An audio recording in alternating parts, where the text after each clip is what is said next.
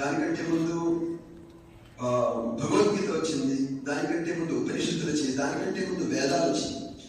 So ఈ భూమి మీద అతి పురాతన గ్రంథాలు, ఇంకా ద మోస్ట్ అంటే ఇంకా ఓల్డెస్ట్ స్క్రిప్చర్స్ ఏంటంటే వేదాలు. ఇంకా వేదాలు ఎప్పటివి అంటే దానికి ఒక టైం పీరియడ్ కూడా లేదు. సో ఇవి పంపబడ్డాయి ఎవరి ద్వారా? The creator, the supreme creator, సర్వ సృష్టికర్త దేవుని ద్వారా ఇవి పంపబడ్డాయి. సో వేదాల తర్వాత ఉపనిషత్తులు వచ్చింది, ఉపనిషత్తుల తర్వాత భగవద్గీత వచ్చింది. సో భగవద్గీతని వేదోపనిషత్తుల సారాంశం అంటారు, అందు గురించి. సో భగవద్గీత వచ్చి సుమారుగా 5,000 సంవత్సరాలు అయిపోయింది. భగవద్గీత తర్వాత బైబిల్ వచ్చింది, బైబిల్ వచ్చి సుమారుగా 2,000 సంవత్సరాలు అయిపోయింది. బైబిల్ తర్వాత అంతిమంగా ద ఫైనల్ రివల్యూషన్ అంటారు, అంతిమ దైవ సందేశం, ద ఫైనల్ రివల్యూషన్, ఇది ఖురాన్. సో ఖురాన్ నుండి ఒక వాక్యాన్ని ముందు చదివి వినిపిస్తాను. ఇది 4వ అధ్యాయము 1వ వాక్యం. ఒకసారి ఈ వాక్యాన్ని మీరు గమనిస్తే,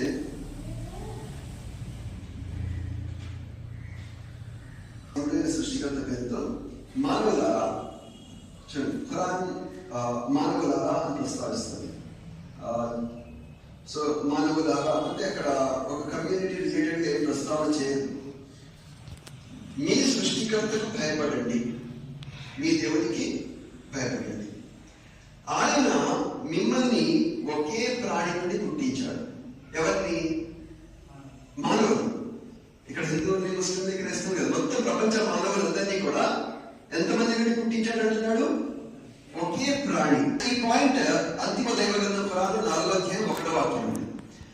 ఇప్పుడు ఇక్కడ మనం కాస్త ఆలోచిస్తే ఇది చాలా ఇంపార్టెంట్. ఈరోజు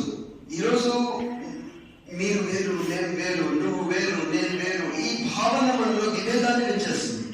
సో ఫస్ట్ ఆ విభేదాన్ని కట్ చేసేద్దాం, ఆ విభేదాన్ని ఎక్కడికి తొలగించేద్దాం. వేరు అంటే లేదు. ఇక్కడ ఏమంటుందంటే ఒకే ప్రాణి నుండి సృష్టించాడు, ఆ ప్రాణి నుండి దాని జతను సృష్టించాడు, ఆ జంట ద్వారా ఎంతమంది పురుషులను స్త్రీలను భూమి మీద వ్యాపింపజేశాడు. ఇప్పుడు కాస్త ఆలోచించండి, ఆ మొదటి ప్రాణి ఎవరు, దాని జత ఎవరు అనే విషయాన్ని మనం క్వశ్చన్ చేస్తే, ఆ మొదటి ప్రాణి గురించి ఖురాన్ ఏమంటుందంటే ఆదం అంటుంది. అంటే దేవుడు ముందుగా ఈ భూమి మీద మొట్టమొదటిగా ఎవరిని క్రియేట్ చేశాడంట? ఆదాము.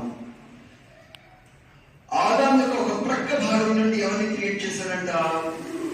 హవ్వ. ఆదాము, హవ్వ. ఇక ఆ జంట ద్వారా ఈ భూమి మీద మొత్తం ప్రపంచ మానవులు దగ్గరికి తీసుకొచ్చేసాడు. అంటే ఇప్పుడు ప్రపంచ మానవులందరూ కూడా పరస్పరం సహోదరులు అనే విషయం ఇక్కడ అర్థం. అంటే మనం అందరం కూడా బ్లడ్ రిలేషన్ ఉన్న వాళ్ళని, అంటే ఒకే ఫ్యామిలీ నుండి వచ్చాము, వేరే ఫ్యామిలీస్ ఏం లేవు. అంటే మొత్తం ప్రపంచ మానవులందరూ కూడా ఒకే ఫ్యామిలీ నుండి వచ్చారు అనే విషయాన్ని ఖురాన్ డిక్లేర్ చేసింది. మరి ఈ విషయం ఉపనిషత్తుల్లో ఏముంది, బైబిల్లో ఏముంది? మరి దైవ గ్రంథాలు అంటే దైవ గ్రంథాలు ఇచ్చే ఇన్ఫర్మేషన్ యూనిక్ గా ఉండాలి, డిఫరెంట్ గా ఉండదు కదా. ఒకవేళ దైవ గ్రంథాలు డిఫరెంట్ ఒపీనియన్స్, డిఫరెంట్ విషయాల గురించి, అంటే ఒకే విషయాన్ని డిఫరెంట్ గా చెప్పి అనుకోండి, అవి ఇప్పుడు మనం కాస్త ఆలోచిస్తే ఖురాన్ ఏమండి? మిమ్మల్ని ఒకే ప్రాణి నుండి పుట్టించాను, అదే ప్రాణి నుండి దాని జంటను సృష్టించాను, ఆ జంట ద్వారా మొత్తం ప్రపంచ మానవులు ఉనికిలోకి తీసుకొచ్చాను అన్నాడు.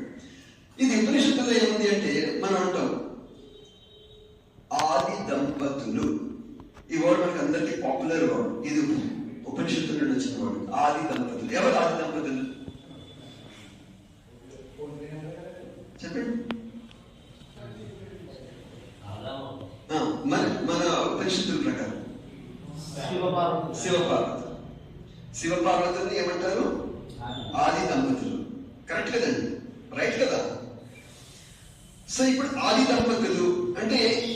దంపతులు అంటే మొట్టమొదటి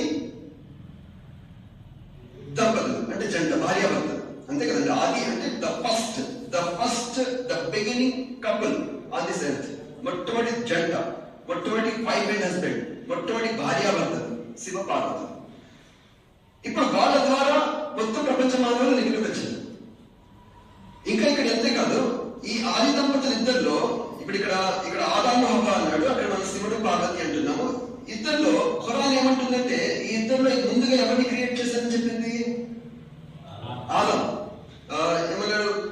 ఆయన మిమ్మల్ని ఒకే ప్రాణి నుండి పుట్టించాడు, ఆ ప్రాణి నుండి దాని జతను సృష్టించాడు అన్నాడు. ముందుగా ఆదాన్ని క్రియేట్ చేశాడు, ఆదం నుండి హవ్వాని క్రియేట్ చేశాడు వాళ్ళు.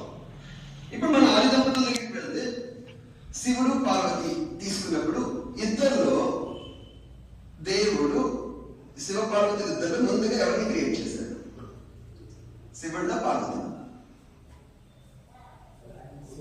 శివుడిని. అందుకని శివుని అర్ధనారీశ్వరుడు అంటారు.